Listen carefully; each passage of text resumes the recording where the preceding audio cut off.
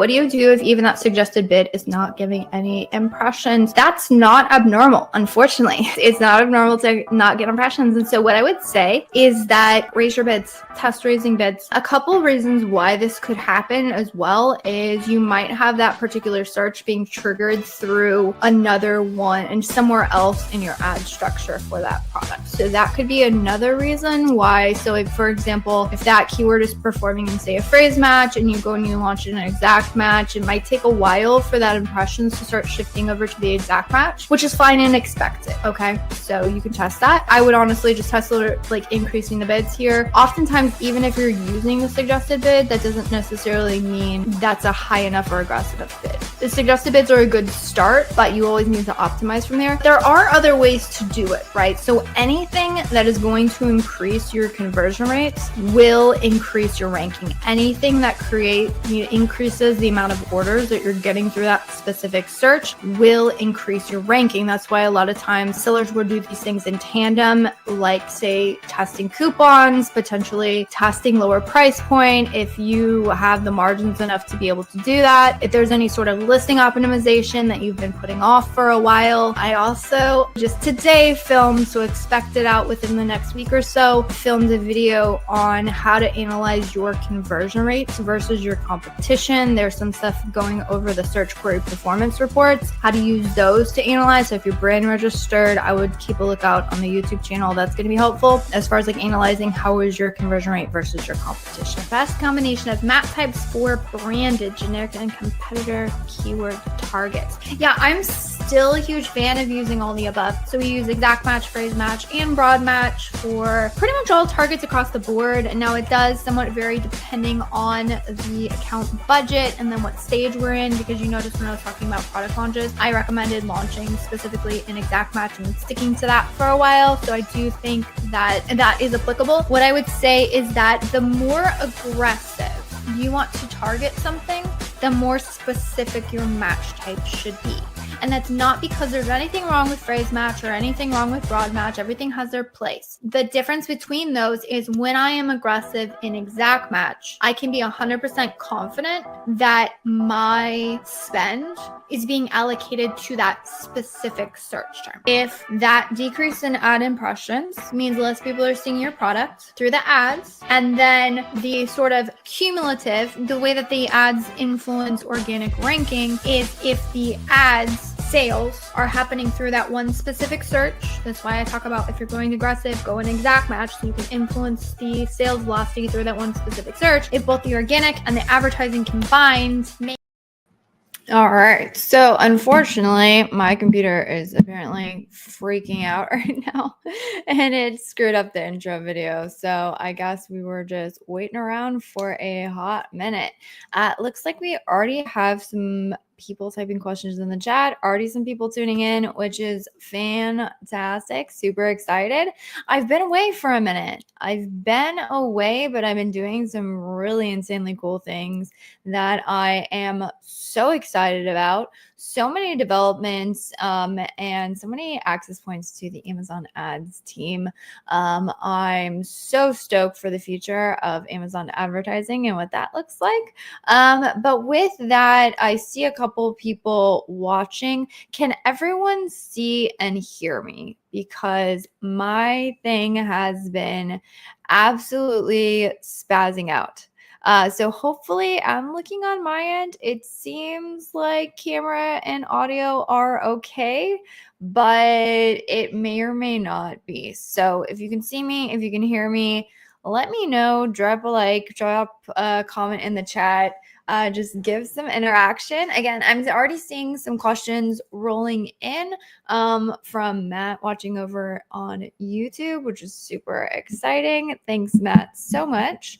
All right. I'm hearing loud and clear. Fantastic. Awesome. Okay. Excited to get into it. Again, I have been away. Where have I been? What was I doing last Thursday? So I believe I skipped about 2 Thursdays. One was because there was somebody I really wanted to do a webinar with. Unfortunately, the time frame there just really was not able to plan it unless I did a Thursday. So unfortunately, I skipped a Thursday. And then last Thursday, I was also out, which that was so exciting. I actually got to interact with a lot of amazing people, traveled down to Miami.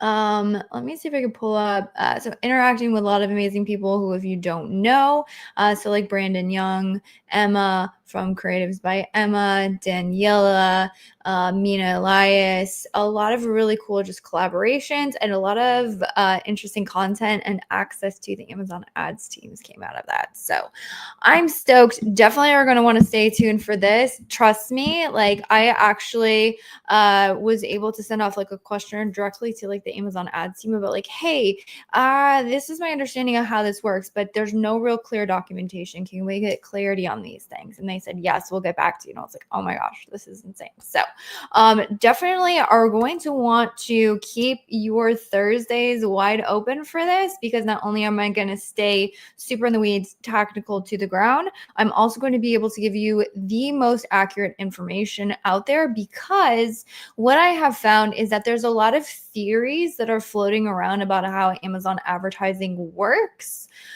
but how do you get the most accurate information? You go to the source of the people who are actually building the products and ask them, hey, is this how this works? And honestly, I'm going to have access to that now, which, oh my gosh, so insane and amazing. So first, housekeeping. So if this is your first time joining in, I want to say a big ol' welcome to you.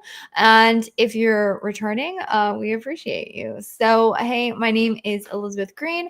I'm one of the co-founders of an Amazon ads agency, hence why I am passionate about ads, hence why I talk a lot about ads. Been doing it for about 8 years now as an agency, which has been a hot minute. And so in that case, that is what this is today. This is a forum for you to be able to come and ask your Amazon advertising questions from people who know what they're doing. And again, there's so much information out there. It can be really, really difficult to like sift through the noise. And so that is what we try and bring you in this forum episode, podcast, some people call it, whatever it is. That is my goal, to be able to again give you the most accurate, up-to-date information on Amazon advertising. We do screen shares, we do walkthroughs, we share resources, and I give you my hot takes on what I'm seeing that is working right now, because we're actively running advertising for 30 plus brands at the moment and doing some really amazing things. We actually just took on a brand last 2 weeks from a really large agency in the space. And this brand was basically told, hey, either you have to go after profits or you have to go off after sales. Like there is no in between. We were able to grow sales from that brand by 40% in the span of a 2-week period. So 2 weeks over 2 weeks, week over week, 40% growth with a decrease in both ACoS and total ACoS. And again, I highly respect this other agency. They're actually really good friends of mine. So the fact that we were able to take something that I would consider, like, we got into the account and was like, yes, is there things that we can be doing? Absolutely. Did we see holes? Absolutely.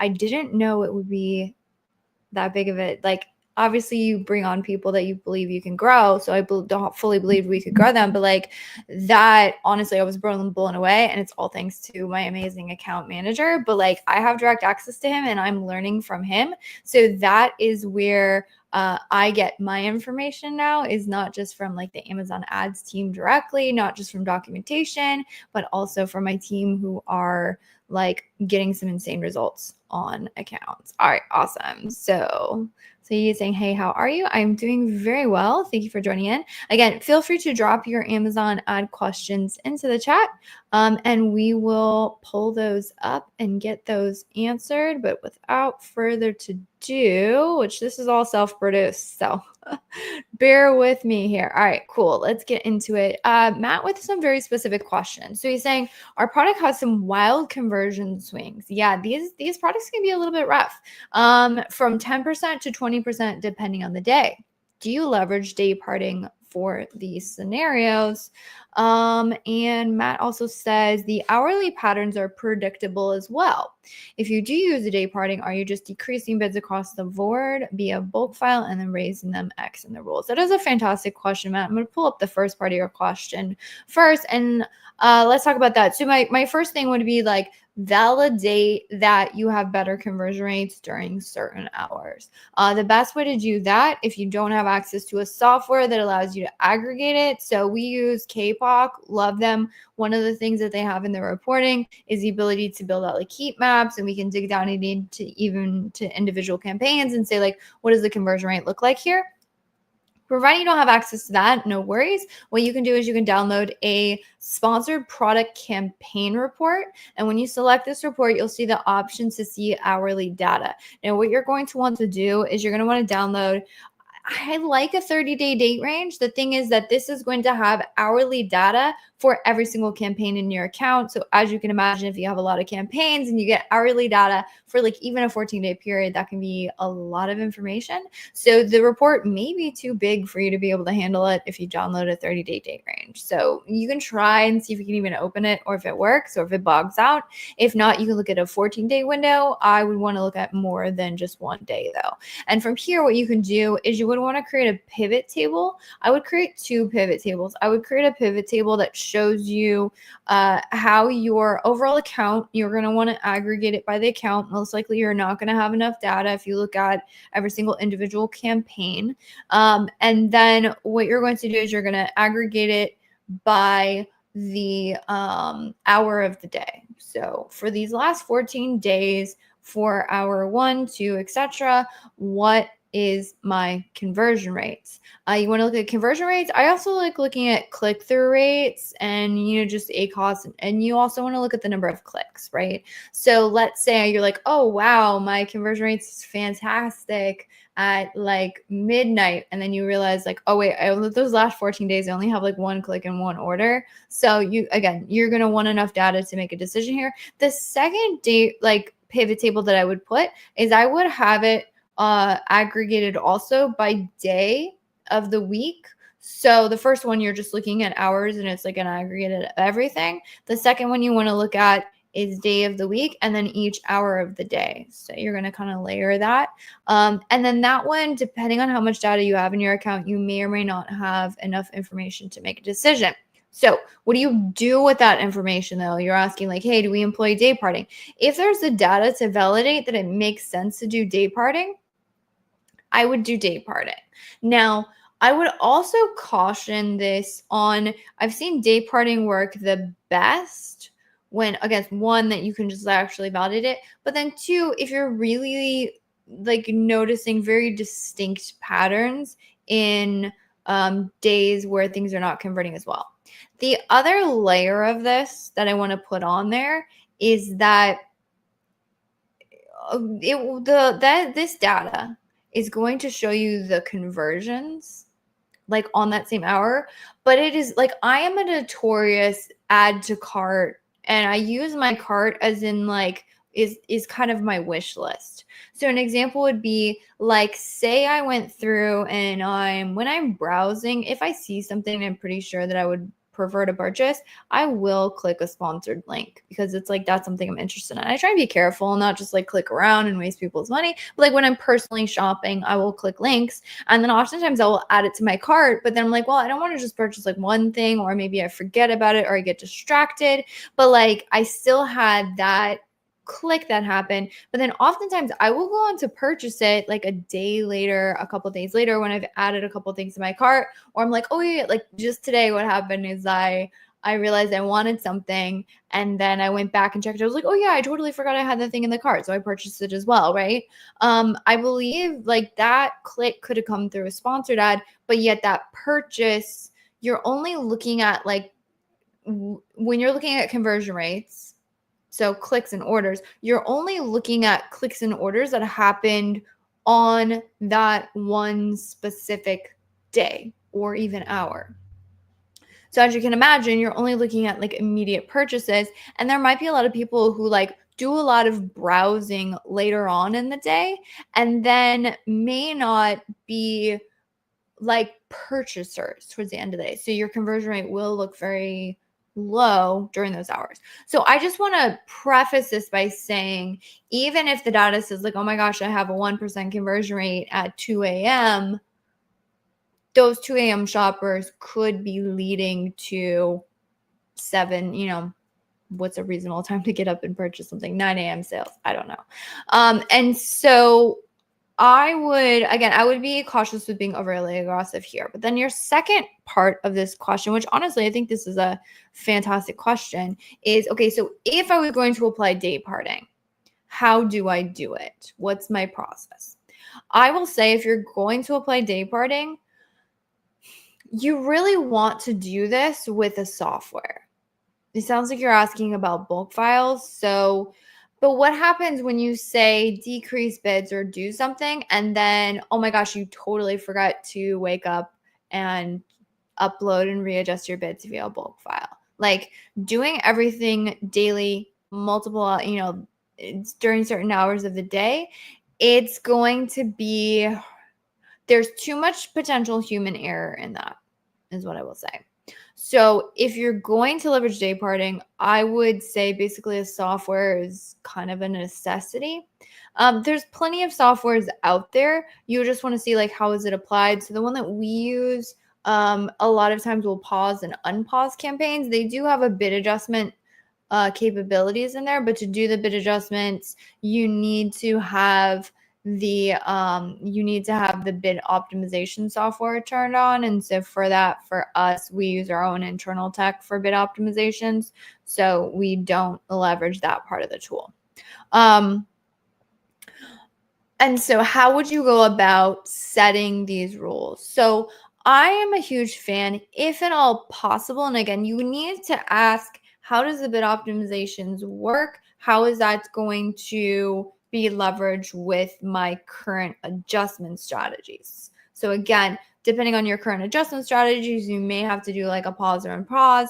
I would prefer like a bid increase or bid decreases here during certain hours of the day. The other thing that you can look at is, if you see significant increases in conversion rates during a certain hour of the day, you can also like increase your bids to capitalize on that. So I would say I like bid increases, bid decreases. Again, that's going to be based off of the data that you've kind of analyzed so you can validate. And from there, what you want to do is say, like, what happens to my rankings? What happens to my total sales volume? And after you make these changes, you definitely want to make sure that you're tracking the performance of your account, because like I said, was mentioning before, just because somebody clicks and purchases, like clicks and but they don't purchase within that hour, does not necessarily mean that they won't purchase in general. So you definitely want to look at that. Matt also is wondering, what is your go-to tool for rank tracking? This is a fantastic question. I don't think we really have like a go-to right now. So we use a mixture. We use Helium 10. Another one that I like, which is a little bit more economical, is something called Data Rova. They have some cool capabilities, and I like their grid views. Actually, the whole team really enjoys their grid views. And then one that we're going to be getting into more to be coming on that is, I know Data Dive is a really good software as well. That one has way more tech capabilities, but there's also rank built in there as well. So between all of those, honestly, I would just test and see, because different people like to say things in different views. Like with Helium 10, there's the graphs, but then sometimes you want a heat map, or again, more robust software. So I would look at that. How do you optimize bids so you don't spend much on low converting placements? I wouldn't worry about it. I wouldn't. There is this with placements, you end up shooting yourself in the foot if you go low on your bid and high on your placement percentage. Because if you set the bid too low, you will actually opt yourself out of way more ad auctions. And so your impressions decrease, and that ends up creating way more issues for your brands and your products than if you would have just adjusted the bid. So our preference is not leaning so hard on placement percentages when and leaning harder on bid ops, really good bid ops.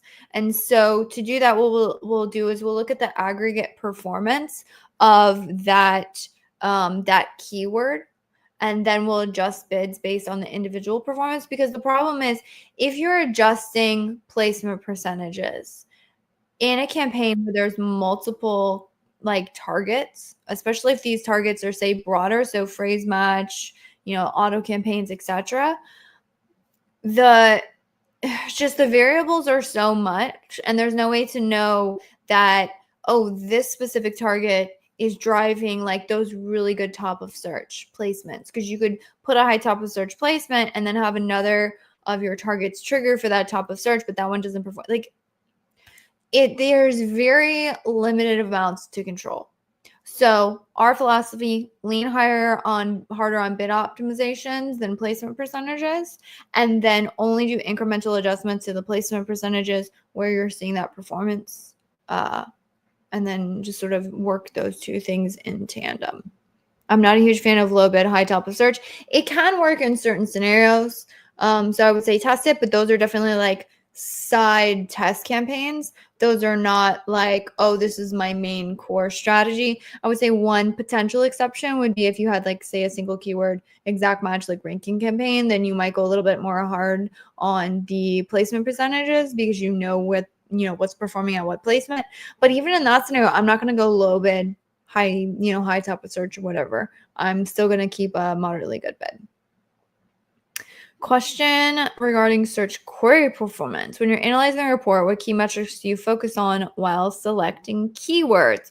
We've looked at click-through rate and conversion rate is the two things that we like to look at, and benchmarking those against where our competition is, or what the average product performance is on that specific shopper search query. The other thing that you also want to cross-check at this, if you're like trying to analyze like keywords to go after, I'm assuming, because our typical workflow is to like, what's working in search query performance reports, how do we take a look at that, and then pull that into what we're doing in terms of ad strategy. So there it's what's performing best from a click-through rate standpoint, and when I say best, I mean better than our competitors. And then the other thing that we would want to cross-check that with is what is it's not search volume, I forget what it's called in there, but basically like what is the shopper search happening on that, like how many potential impressions, because there are times where you'll find a search term and you're like, oh my gosh, look at, I'm like absolutely blowing the competition out of the water, and yet the amount of searches is like very, very low. There's not many of those. So you definitely want to keep an eye on that. And yeah, Ali's saying Data Dive for the win. Yep.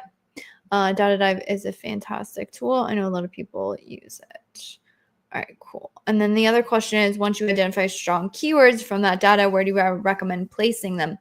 I would always recommend going in and finding out if you already have those keywords that are working in your current campaigns, or in a structure that you can push them a little bit more.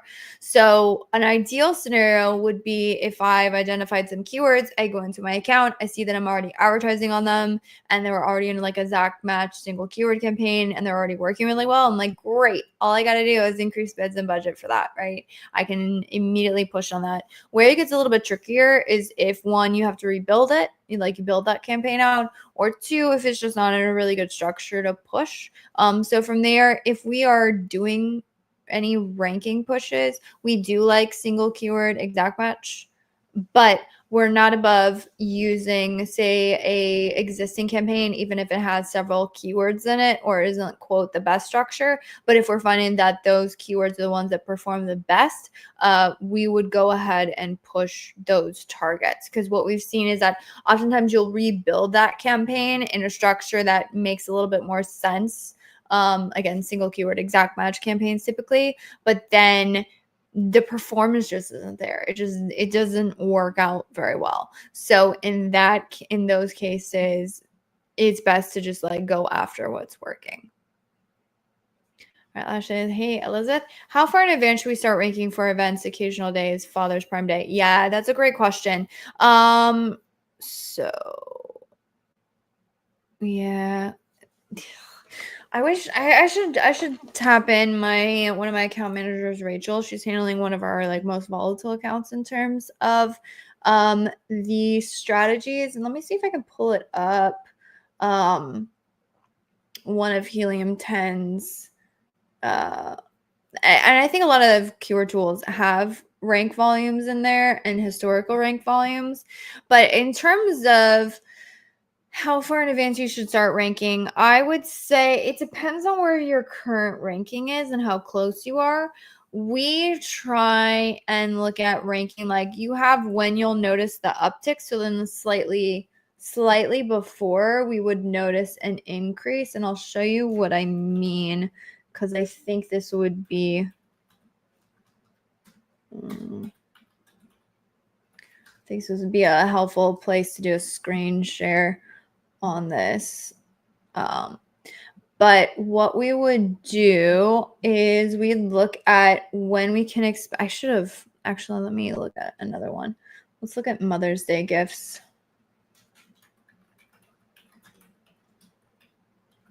Because that one I can guarantee you is going to be volatile. I don't know how volatile baby blankets are. But what we would do is we kind of gauge when we expect the traffic to really start upticking. Now, this will change year to year depending on like which day it falls. Like an example would be like Thanksgiving falls on kind of like a different day every year. And so you do want to pay attention to that. And then oftentimes you can see like an uptick. So what you're looking for is increases in clicks in your account. But once you have that information, yeah. So let's look at Mother's Day.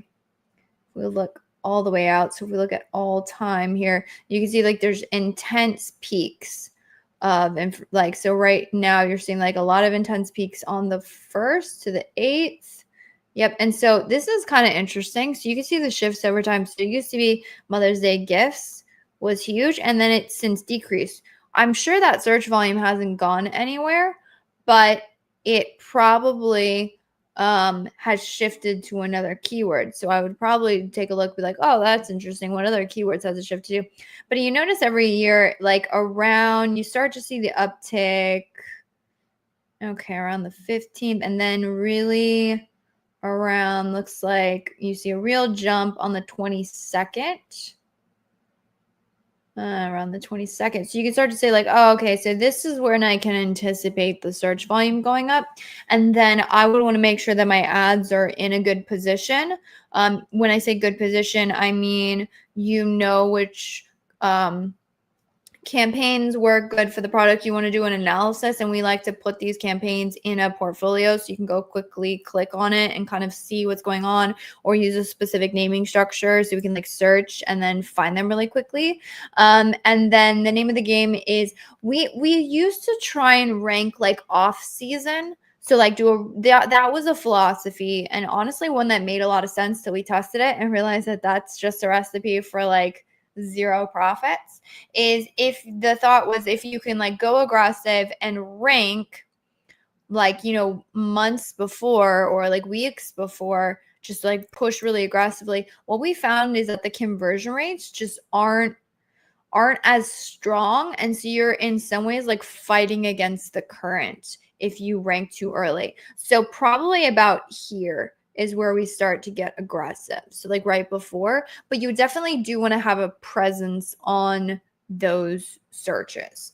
And so that's kind of how we gauge it in terms of the time frame. So hopefully that's helpful. And that kind of analysis, like, because at least I know Helium 10 has it quite a few years out, but you can look at like other platforms as well. As long as you can kind of see that search volume, you can note the trends, and then you can start anticipating those things.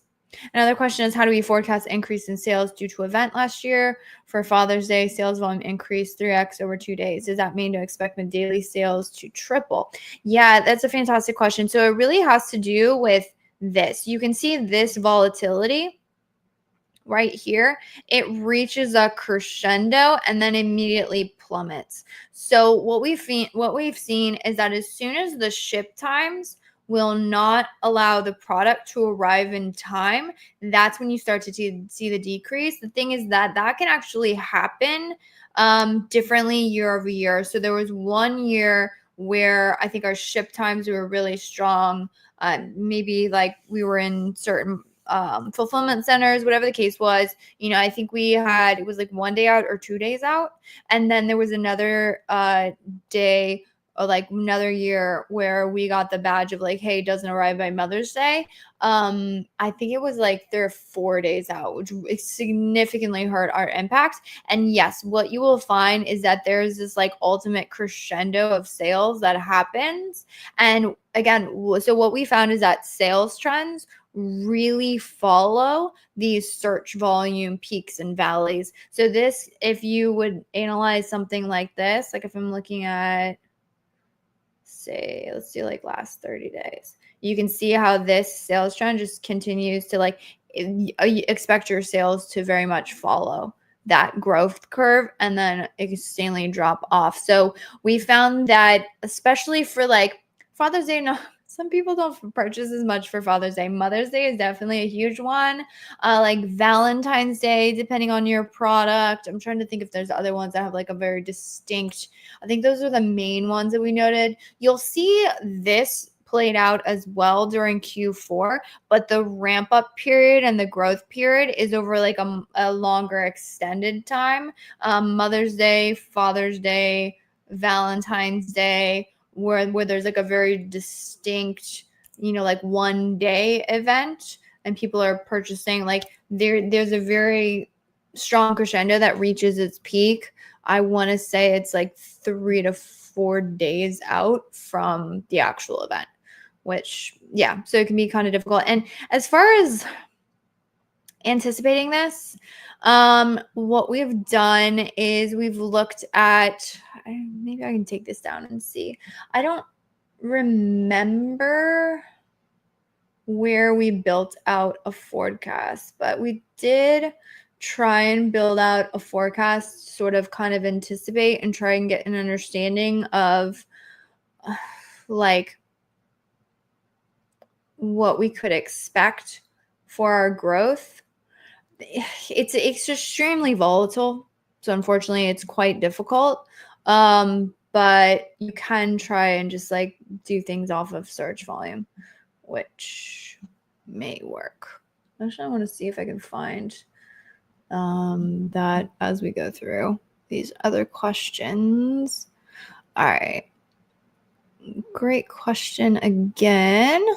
All right, so in broad and phrase campaigns, when we find search terms get convert, but the A cost is slightly too high, do we negate or decrease bid? Great question. That's a fantastic question. I would say it depends. It depends on how high the A cost is. And also if it's one that you want to continue to push. So I would say there's 3 options here. One is if you do decide to negate, I would highly recommend going in and adding the like that search, if it is converting, into its own campaign somewhere. And so that will be like super helpful to help you again kind of like get, and I like, you still probably want to target it, so I would recommend testing that out. And then in terms of lowering the bids, again, it depends. So if I'm getting a ton of sales through it and like A cost is a little bit high, but I'm like, oh, I really want to continue this, then I would probably adjust the bid.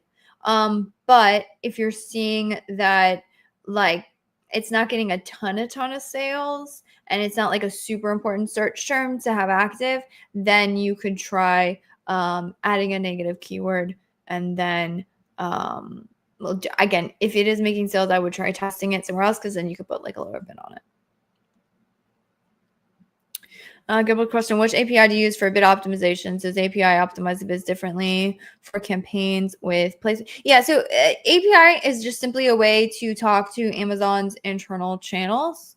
It has a lot of similarities. So like, all the data that you get in like all of your reports and like bulk files and everything else. So it doesn't like, you basically just push it to the platform and say, hey, I want you to turn this specific thing somewhere else. So it's the Amazon Ads API is what we use. We have access to Amazon's Ads API, and we also have access to Amazon's SP API. So that's like sales data. Do you have any insights how we can optimize for Rufus AI in our ads? Unfortunately, no. And the reason why is because like Amazon, they said like, oh, we released your ad showing Rufus right now, but there's no reports and there's no placements that tell you like where it's showing up. And so unfortunately for that reason, there's just really no way to figure. I'm trying to find, we had a whole forecast thing built out here, but I don't know if I can find it, and this is driving me crazy. But it's also a client report, so I have to see if that's something that I can share. Yeah, cool. I guess I can't find it. Anyways, it's not too hard to build out forecast models, by the way. But yeah, so unfortunately, very similar to when Amazon announced that like your ads could show off platform, and everybody was like, I want to be able to optimize for that, and like there was no reporting and no way to do it. Very similar to Rufus. So right now we just have to wait until the reporting comes out, and then also see what capabilities Amazon gives us in terms of optimizing those placements, and then we'll just go from there. I was saying before the uptick, there's a decrease. For example, 5 days before winter holidays, you see a slowdown and then it starts to build up. Yes, that is most prevalent during certain seasonals. So if you have a deal day, like say Prime Day, Black Friday, Cyber Monday, and whenever the Amazon like announces like a sale, then yes, you definitely see a slow. But what we've seen is not as, and I have to ask my account managers, but from my understanding, it's not as big of a slow because like Mother's Day, people aren't anticipating a ton of deals. They just have to get the products. So when it comes to like Prime Day, yeah, you see the sales slump and then it upticks. But we've seen a little bit less of that impact. If you just have like a holiday event that nobody is like expecting, like it's not like a deal day. It's just I gotta buy something for mom, which totally reminds me I need to go pick up a card. Probably should do that today. All right. Question: how do you optimize sponsored display ads? I heard the data you get in the reports different from the dashboards. You might not be as profitable. I just released a video on that. That is a fantastic question. All right. So if you go to our channel, it's going to be the first one here. How do you spot fake profits in your ads? Amazon VCPM, views, and clicks. I literally go through and show you the screenshots where in Ad Console, because it's doing view attributed sales, it shows like, I think it's like 13% ACoS. And then if you pull a bulk file and you go through it, it says like, I think it's like 300% ACoS. I don't know. The differences are wild in that. I literally go through screen shares. And so let me grab that actually, because I want to share it with you guys. And unfortunately, any of you guys watching in on LinkedIn, StreamYard, or actually it's LinkedIn, does not allow me to share this link. So if anybody wants access to the link, definitely hit me up on LinkedIn. More than happy to share it with you. But I would highly recommend going and watching that video because that literally gives you a step-by-step walkthrough on how I would adjust the bids. So the only difference is like when you're adjusting bids for the sponsored display ads, I would use both. Like any other bid optimizations, I'm like, oh, you can use whatever. It doesn't, if you're using software, if you're using your if you're doing it in Ad Console or whatever, which by the way, if you are using software, you 100% want to ask them, how are you reporting the sales for VCPM campaigns? Because in the Amazon Ads API, you can get click attributed sales, but you can also get view attributed sales. And it just depends on which one you want to pull. So bulk file has both, and API has both.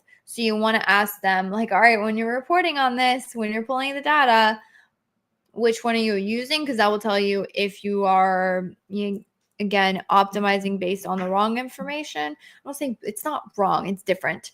But what you can do is if you use bulk files, you can get the view attributed sales and the click attributed sales. And you want to, you would just take your regular bid optimization. So in that video, I actually go through a little bit of like how we think through bid optimizations. I don't do like a full tutorial on bid optimizations, but I actually go through like how you think about it.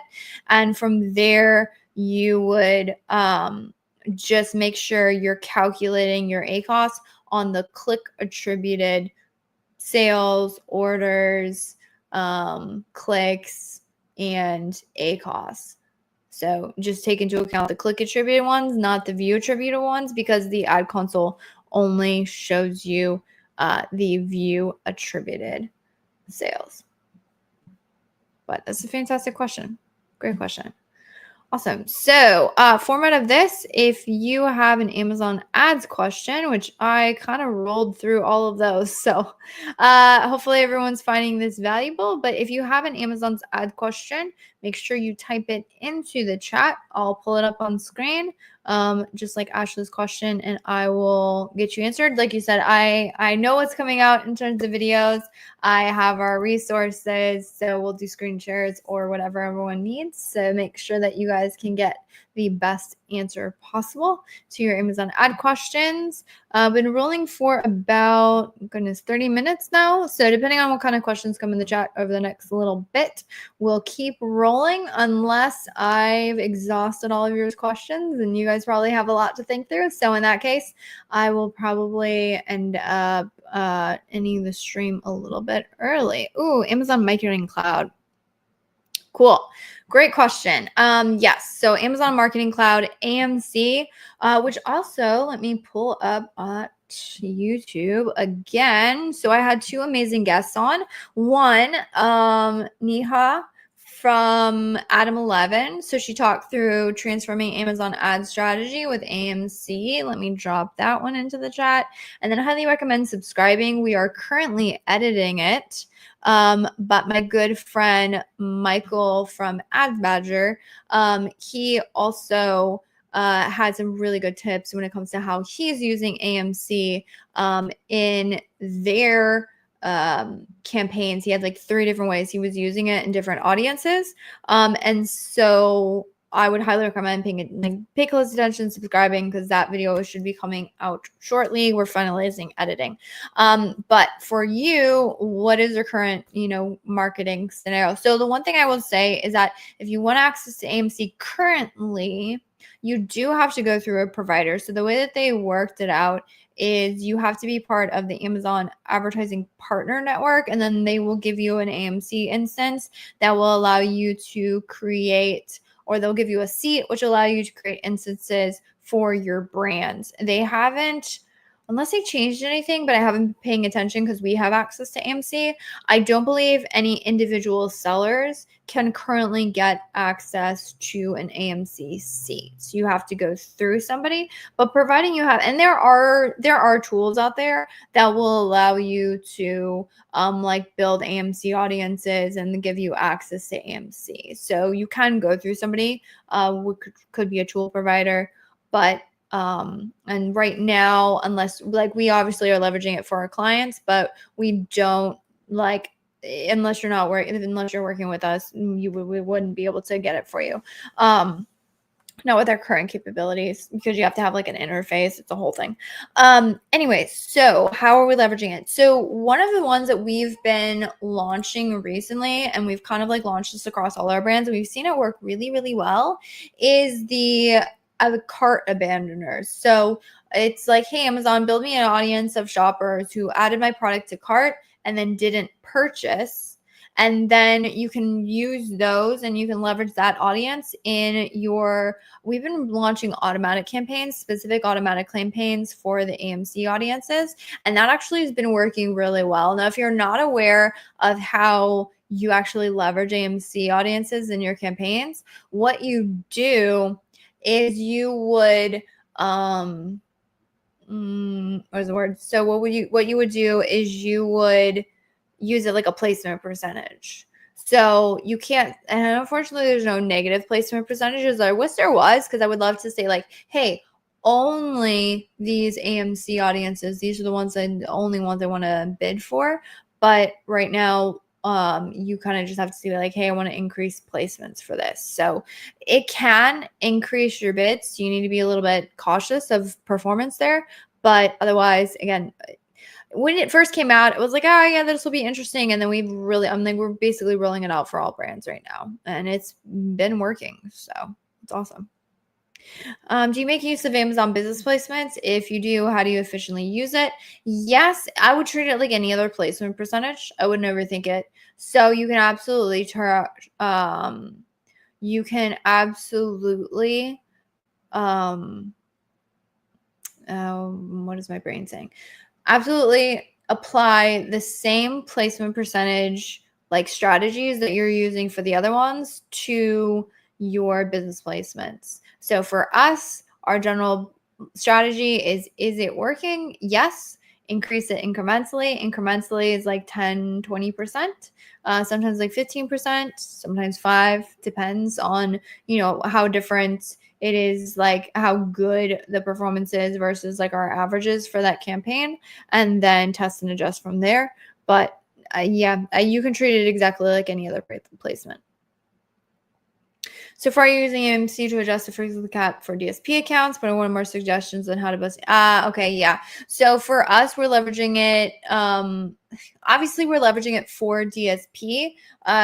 This audience tends to talk more sponsored ads, less sponsored display ads. And to be honest, I don't have as much personal experience with DSP, as we have a team member who that's what she's been doing for the last couple of years. And so she has much more insights on DSP than I do. And so I pretty much just learned from her. So I speak less about that personally. But I would say if you were not testing and adjusting AMC audiences in your sponsored ads, I would definitely try that, as you've seen that work really well. And then, yeah, I mean, if you want to build out audiences like bottom of the funnel, you can build out some really cool audiences using AMC and DSP. Again, more bottom of the funnel stuff, cart abandoners, all that good stuff. We found that to work really, really well.